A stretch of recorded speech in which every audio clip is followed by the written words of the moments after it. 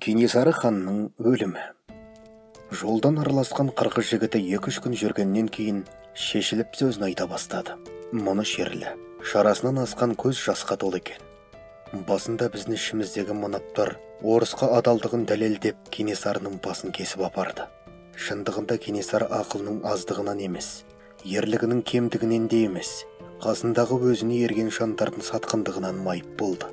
Сатып кеткен қасындағы батырлар, мынау ұлы жүзінің батырлары тастап шығып кеткеннен кейін еріксіз өз еркімен қолға түсті. Бауыры Наурызбаймен екеуі шын батыр, қас батыр екендігін көрсетті. Сарбаздар, бірақ оны ұғынатын түсінетін сана қырғыздың ішінде болмады. Амал не? Бөлшектеп бөлініп құрыған жұрт өзінің әлсіздігін ешқашан өзінің көрмейді ғой. Өзгеден, басқадан көре беретіні анық. 2 ай Кенесары мен Наурызбайды қолына ұстады қырғыз. Мынандай көкбөрінің тұқымынан қара көктерден тұқым алайық деп, қойындарына қырғыздың не бір хас сұлуларын салды. Бірақ екеуі де ер туған, тағының бөрілері тектес текті ерлер қасына жатқызылған қырғыздың сұлуларына көз салып та қараған жоқ.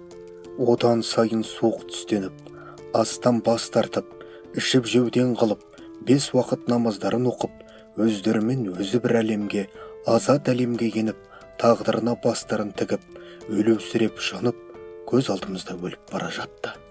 Мен сондағы бір манаптың қосшысы едім. Қырғыз өз ішінен екіге жарылды.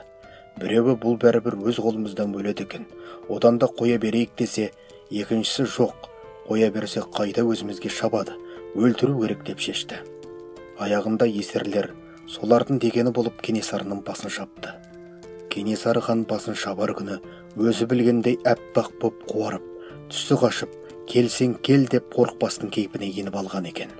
Сол күні түс әлетінде басын алатындығын айтқан кезде бауыры Наурызбай мені де бірге өлтіріңдер деп қалды. Бүкіл қырғыз манаптар жиылып алып, қарқ-қарқ күліп тамаққа тойып ішінді. Алдындағы жалы жаяны Кенесары мен Наурызбайдың алдына апарғанда керекте қалған жоқ. Басқа бір ерліктің, өрліктің патшалығына көз салған, көзсіз ерлер маңайдағы даурықпаға мән беріп те қарамай, үнсіз өздерімен өз екен. Артынан намаздарын оқып, жуынып шайынып, басын шаппаққа шығарғанда анық дайын еді.